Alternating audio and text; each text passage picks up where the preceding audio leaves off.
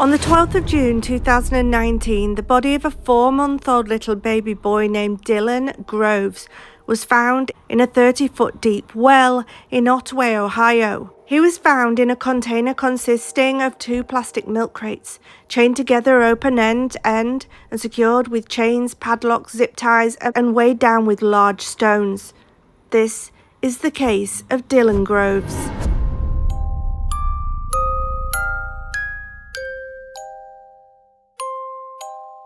Jessica and Daniel Groves lived in Otway, Ohio. Before January 2019, the couple lived together and had one child named Daniel Groves Jr. Jessica was pregnant with her second child to Daniel. They named the baby Dylan James Groves when he was born on the 10th of January 2019. The Groves arrived at the Southern Ohio Medical Center in Portsmouth, Ohio, early that morning. Jessica was dilated by 9.5 centimeters on arrival, and hospital staff noticed straight away that Jessica was under the influence of something, but she refused to answer questions when medical staff asked her what she had taken.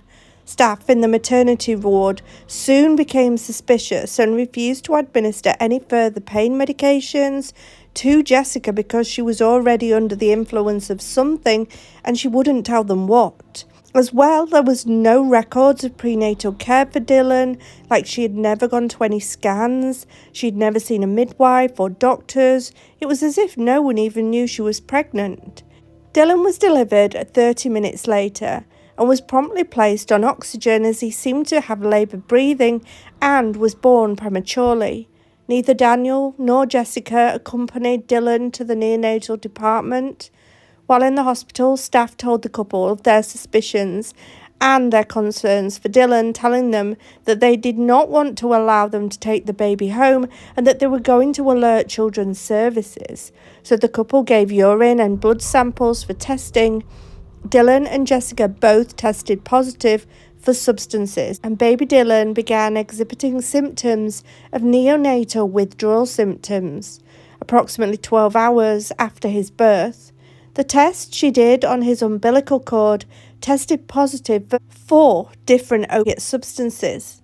The Children's Services intended to award custody to Dylan's father, Daniel, as they believed that Daniel was employed. He had a job at Rural King, a farm supply store, and he would be able to provide clean tests, as after they'd tested him the first time, all of his urine samples came back negative. Children's Services intended to release Dylan to Daniel under the pretenses that Jessica would not live in the same house as them and he had to attend some kind of substance treatment program. But the hospital would not agree to releasing Dylan to the Groves. Instead, Dylan was placed with a foster mother named Andrea Thackett. On January the 16th, Dylan was still exhibiting symptoms of substance withdrawal, such as twitching and tremors, and wanted to be held all the time.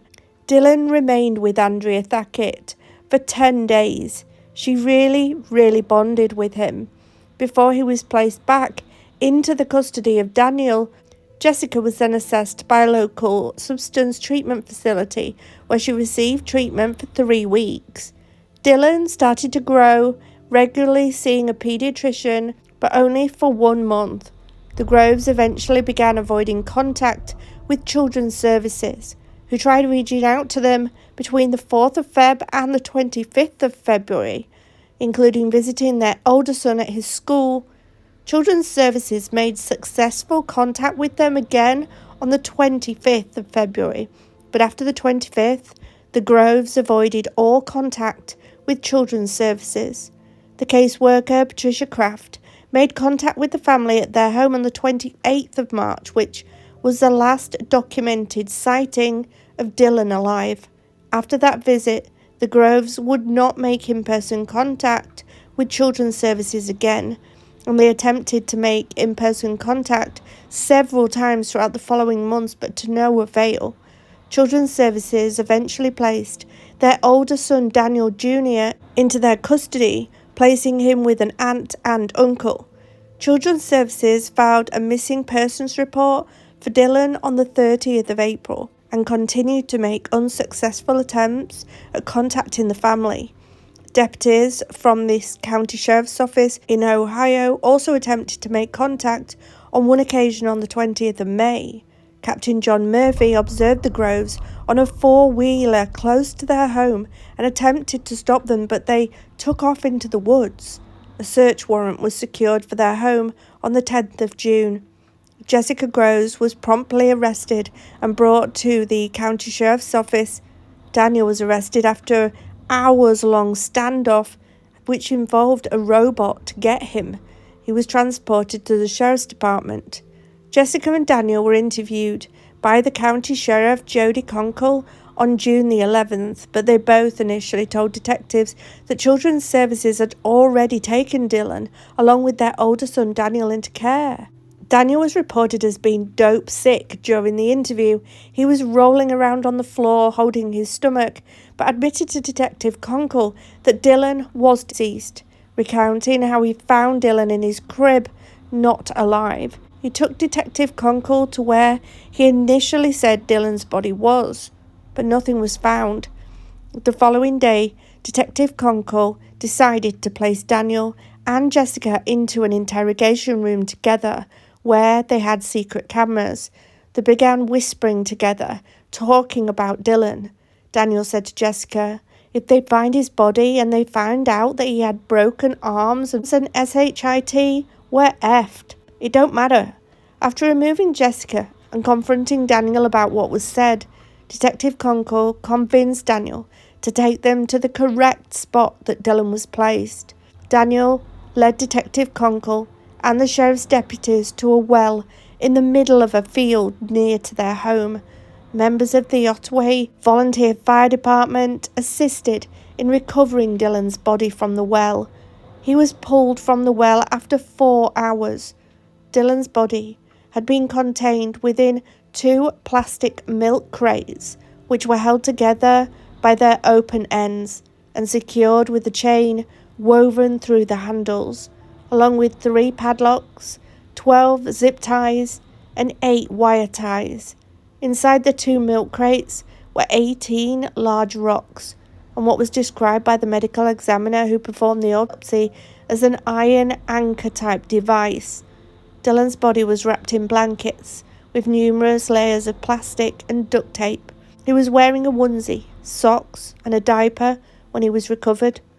Dylan had suffered 2 skull fractures that did not occur at the same time, as they were in different stages of healing. 2 fractures to his left radius annulus in his arm, a fracture to his left tibia in his leg, and healing fractures to his ribs, which had occurred at different points in time. He had bruises on his chest and leg, as well as decomposition changes on his abdomen. His organs were all decomposed. When examined, his brain was a pink colour, as opposed to a tan colour, which indicated a presence of blood, possibly bleeding from the brain.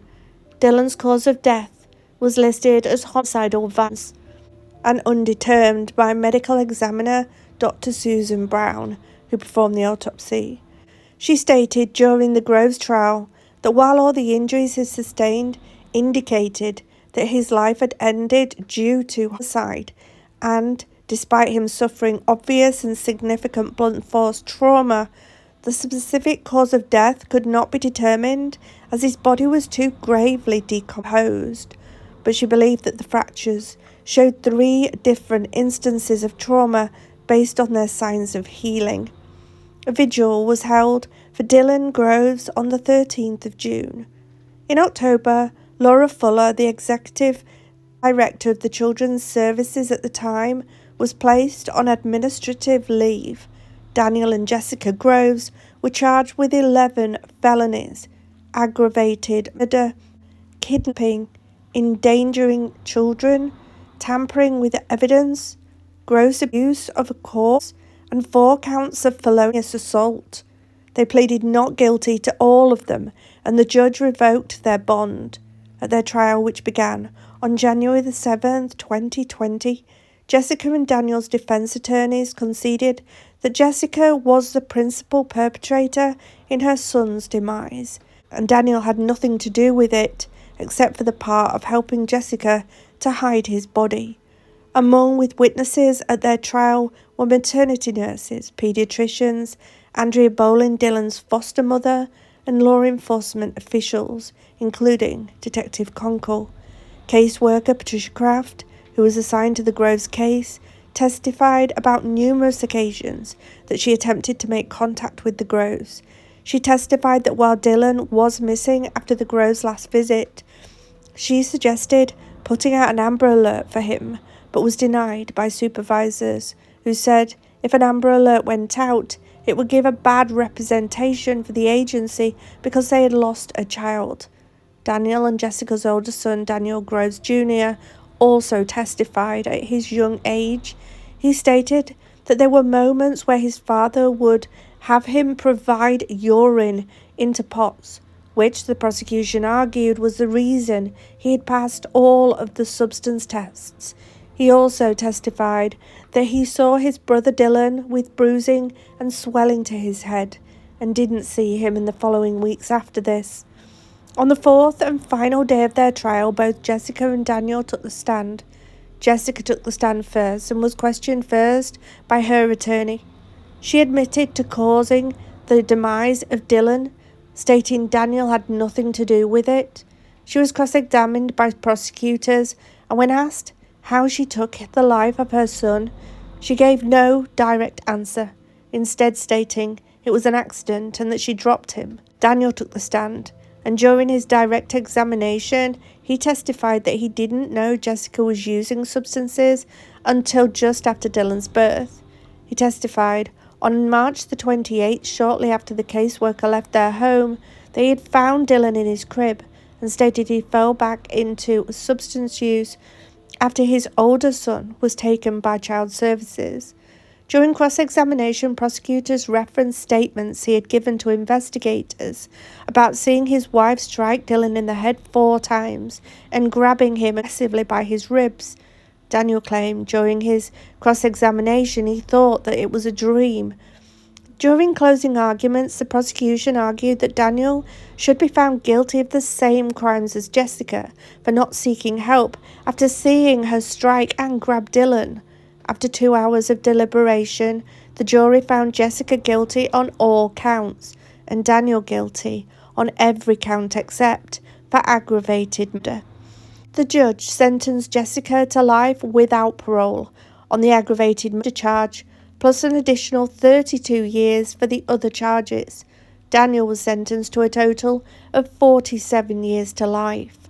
Both of them are currently being held at separate prisons in the Ohio Department of Rehabilitation and Corrections.